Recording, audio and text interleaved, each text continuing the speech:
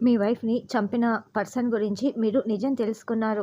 వాళ్ళని కలవాలనుకున్నారు సార్. అక్కడి నుంచే బయలుదేరారు. అయితే అప్పుడే మీకు యాక్సిడెంట్ జరిగింది. మీకేమైనా గుర్తుకు వస్తోందా సార్? చెప్పండి.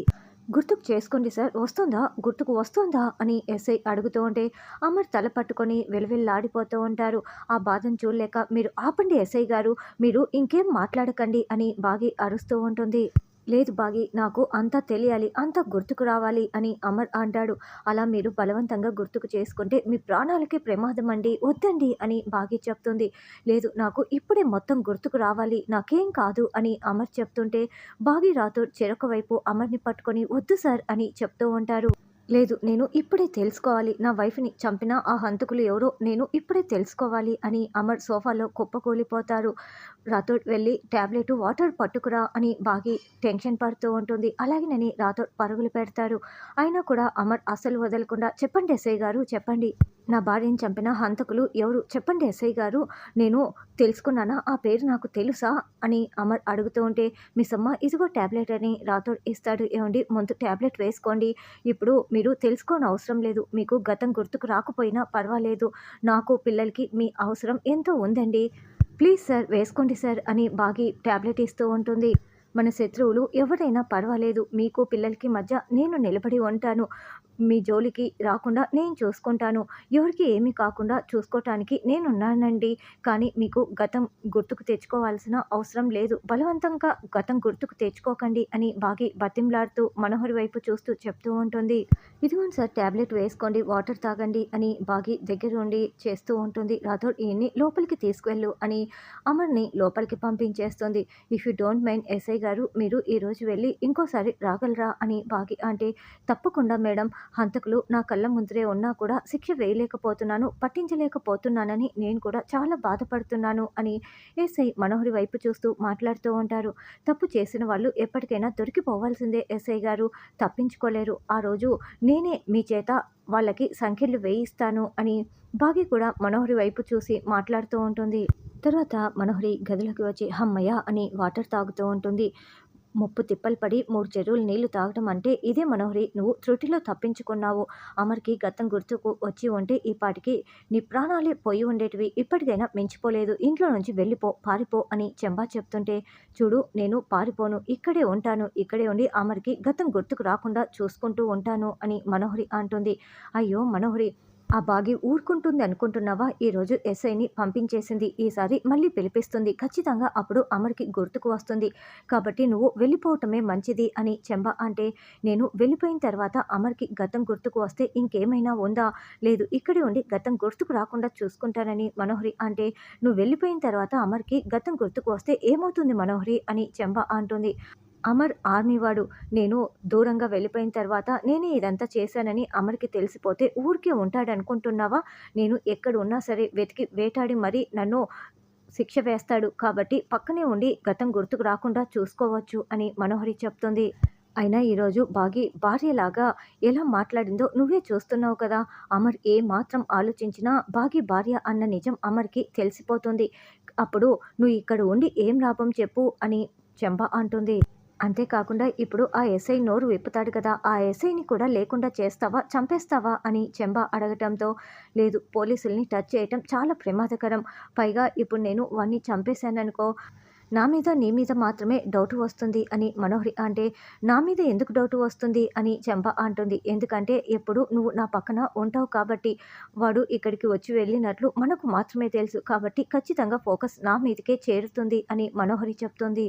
తర్వాత అంజు పాప చాలా యాపిల్స్, బనానాస్ పెట్టుకొని తింటూ ఉంటుంది. ఏంటే అలా తింటున్నావు అని ఆనంద్, ఆకాష్, బుజ్జమ్మ వచ్చి అడుగుతూ ఉంటారు. ఆకలేస్తుంది, తింటున్నాను అంతే అని అంజు చెప్పడంతో, ఈ మధ్య అంజు అక్కకి ఆకలి ఎక్కువైనట్లు ఉంది అని బుజ్జమ్మ అంటుంది.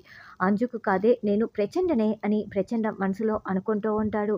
అన్నట్లు ఆడుకుందాం రా అని పిల్లలు పిలుస్తూ ఉంటే, మీరు వెళ్ళండి నేను రాను అని అంజు అంటుంది. అంజు అక్క అసైన్మెంట్ చేసి ఉండదు, అందుకే రానని చెప్తోంది అని బుజ్జమ్మ అనడంతో, అవునే, అసైన్మెంట్ రాసావా లేదా? ముందు హోంవర్క్ కంప్లీట్ చేయి అని పిల్లలు చెప్తారు. అవును, నేను హోంవర్క్ రాసుకోవాలి, ముందు మీరు వెళ్ళండి, నేను హోంవర్క్ ఫినిష్ చేసి వస్తానులే అని అంజు చెప్తుంది. అలాగేనని ముగ్గురు పిల్లలు కిందికి వెళ్తారు. ఈ పిల్ల కష్టాలు నాకెందుకు, ఆ హోంవర్క్ ఏదో చేసేస్తే సరిపోతుంది కదా, అమ్మో చాలా హోంవర్క్ ఉంది, ఇప్పుడు ఒక్క చేత్తో రాస్తే అస్సలు టైం సరిపోదు అని ప్రచండ మనసులో అనుకుంటూ ఒకవైపు తను చేతులతో తింటూ 2 పెన్నులు వాటంతట అవే హోంవర్క్ రాసేలా మంత్రాలతో చేస్తూ ఉంటాడు. ఏంటి పిల్లలు మీరు మాత్రమే ఆడుకోవటానికి వెళ్తున్నారని బాగి అడగటంతో అంజు హోంవర్క్ ఫినిష్ చేసి వస్తానని చెప్పింది, అందుకే మేము వెళ్తున్నాం అని పిల్లలు వెళ్తారు. ఏంటి హోంవర్క్ చేస్తూ కూర్చుందా, వీళ్ళని పంపించిందంటే ఖచ్చితంగా రూమ్లో నిద్రపోతూ ఉంటుంది, హోంవర్క్ అయితే చేస్తూ ఉండదు, వెళ్ళి చూడాలి అని బాగి పైకి వస్తుంది. ఇక పెన్నులు వాటంతట అవే హోంవర్క్ రాస్తూ ఉండటంతో నేను చూస్తున్నది కళ నిజమా అని కళ్ళు నలుపుకొని చాలా షాకింగ్గా బాగి చూస్తూ ఉంటుంది. అదేంటి పెన్నులు వాటంతట అవే అలా హోంవర్క్ రాయటం ఏంటి, అంజు యాపిల్ తింటూ కూర్చోవటం ఏంటి అని బాగి మరొకసారి కళ్ళు నలుపుకొని చూసే లోపల అక్కడ అంజు తన చేత్తో హోంవర్క్ రాస్తూ ఇంకో చేత్తో తింటూ ఉంటుంది. వెంటనే బాగి అంజు ఏంటి నువ్వే హోంవర్క్ చేస్తున్నావా అని అడగటంతో అవును మిస్సమ్మ నేను కాకపోతే ఇంకెవరు చేస్తారు అని అంజు చెప్తుంది. నువ్వు ఇందాక యాపిల్ తింటుంటే పెన్నులు వాటంతట అవే హోంవర్క్ రాస్తున్నట్లు నేను చూశాను అని బాగి అంటుంది. అయ్యో మిస్సమ్మ పెన్నులు ఎక్కడైనా హోంవర్కులు చేస్తాయా చెప్పు, ఇదేమైనా రోబోటిక్ పెన్ అనుకుంటున్నావా, అయినా పెన్నులు వాటంతట అవే హోంవర్క్ చేసేటట్లయితే చాలా బాగుంటుంది కదా మిస్సమ్మ అని అంజు అంటుంది. లేదంజు నేను చూశాను అని బాగి అంటుంది. అయ్యో మిస్సమ్మ నువ్వేంటి ఇలా మాట్లాడుతున్నావు, ఆట పట్టించటానికి నేను నీకే దొరికానా, ఇంకా చాలా చేయాల్సింది ఉంది మిస్సమ్మ, నువ్వు ముందు వెళ్ళు, నేను హోంవర్క్ అసైన్మెంట్ ఫినిష్ చేసేసుకోవాలని అంజు చెప్తుంది. ఇక దాంతో బాగి గది బయటికి వచ్చి ఆలోచిస్తూ ఉంటుంది. అప్పుడే రాథోడ్ వచ్చి మిస్సమ్మ సార్ నిద్రపోతున్నారు, డిన్నర్ టయానికి లేపమని చెప్పాడు అని రాథోడ్ అంటాడు.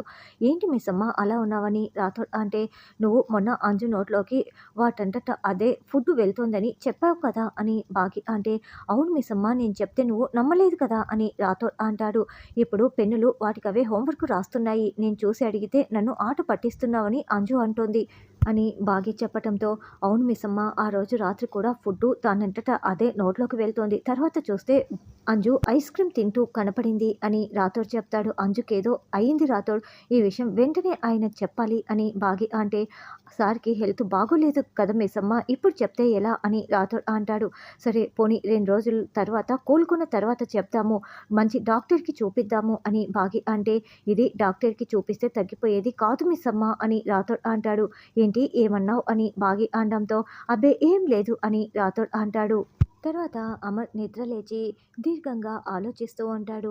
మీరు మాకు ఎంతో అవసరం సార్, నాకు పిల్లలకి ఈ ఇంటికి మీరు ఎంతో అవసరం సార్ అని బాగి చెప్పిన మాటల్ని పదే పదే గుర్తు చేసుకుంటూ ఉంటాడు. అప్పుడే బాగి వచ్చి సార్ ఇదిగోండి సార్ ఈ ట్యాబ్లెట్లు వేసుకొని వాటర్ తాగి నిద్రపోండి సార్, రాత్రి ఏ అవసరం వచ్చినా నన్ను పిలవండి సార్, మీరు అస్సలు ఊరికే ఉండకూడదు, వెంటనే నన్ను పిలిచేయండి అని బాగి వెళ్తూ ఉంటే అలాగే మిస్సమ్మ అంటూ అమర్ బాగి చేయి పట్టుకుంటాడు. ఏంటి సార్ అని బాగి చాలా ప్రేమగా అమర్ వైపు చూస్తూ ఉంటే, కాసేపు నువ్వు ఇక్కడే ఉండు మిస్సమ్మ, నాతో పాటు స్పెండ్ చేయి అని అమర్ చేయి పట్టుకొని అడుగుతూ ఉంటాడు. అలాగే సార్ అని బాగి అంటుంది. రా వచ్చి ఇక్కడ కూర్చో మిస్సమ్మ అని అమర్ చెప్పగానే అలాగేనని బాగి అమర్ పక్కనే కూర్చొని ఉంటుంది. ఏదైనా మాట్లాడు మిస్సమ్మ అని అమర్ చెప్పటంతో సార్ ఇంకెప్పుడు అలా చేయకండి సార్ అని బాగి అంటుంది. ఎలా అని అమర్ అంటాడు. అదే ఉదయం కొడైకెనాల్ ఎస్ఐ గారు వచ్చినప్పుడు మీరు బలవంతంగా గతం గుర్తు చేసుకోవటానికి ప్రయత్నించారు కదా, అప్పుడు మీకు చాలా తలనొప్పి వచ్చింది, అది చాలా ప్రమాదకరం అని బాగి చెప్తుంటే, కానీ నేను అనుకున్నదైతే జరగలేదు కదా, హంతకులు ఎవరో నేను పేరు తెలుసుకోలేకపోయాను అని అమర్ అంటాడు. నిజమే సార్ మీరు చెప్తున్నది, అరుంధతి మేడం గారిని చంపిన హంతకుల్ని మీరు తెలుసుకోవాలి, వాళ్ళకి శిక్ష పడేలా చేయాలని మీరు అనుకుంటున్నారు, కానీ ఎప్పటికైనా ఏదో ఒకరోజు నిజం తెలుస్తుంది, కానీ బలవంతంగా మాత్రం అస్సలు గుర్తు చేసుకోకూడదు, ఈ ఇంటికి పిల్లలకి మీ అవసరం ఎంతో ఉంది అని బాగి చెప్తుంటే, కానీ పిల్లల్ని చూసుకోవటానికి నువ్వు ఉన్నావు కదా మిస్సమ్మ అని అమర్ అంటే, మరి నన్ను చూసుకోవటానికి ఎవరున్నారండి అని బాగి చెప్పగానే అమర్ చాలా ప్రేమగా బాగి వైపు చూస్తూ ఉంటాడు.